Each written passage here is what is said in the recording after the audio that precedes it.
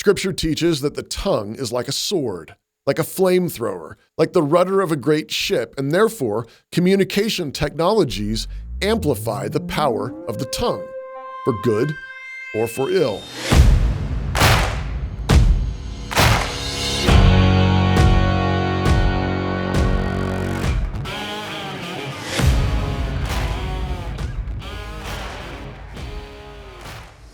Technology is a tool, and modern communications technology is no different.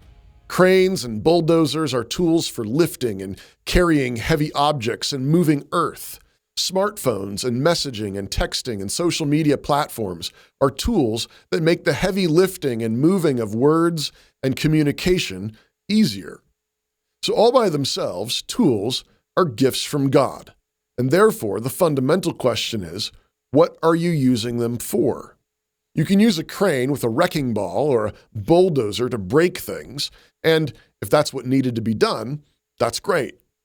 Scripture teaches that the tongue is like a sword, like a flamethrower, like the rudder of a great ship, and therefore communication technologies amplify the power of the tongue, for good or for ill. While social media can spread lies, slander, propaganda, pornography, and destruction, by the same token, it can be used for great good, spreading the truth, knowledge, gratitude, the gospel, and some measure of community. So what are you using these tools for? How are you teaching your family to use these tools?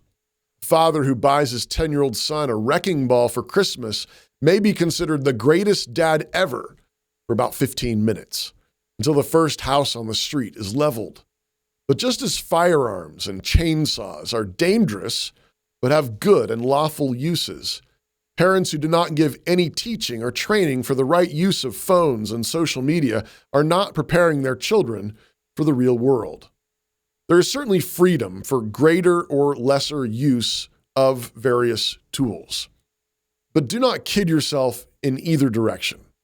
Do not pat yourself on the back for rejecting all smartphones and social media apps, and do not pat yourself on the back for embracing them all.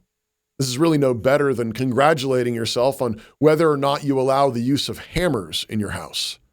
The question is, how is the tool being used? Are you talking about it? Are you discussing it? Are you checking in and walking together in wisdom? Don't assume anything. Your goal is to love God and love one another with these tools in true wisdom.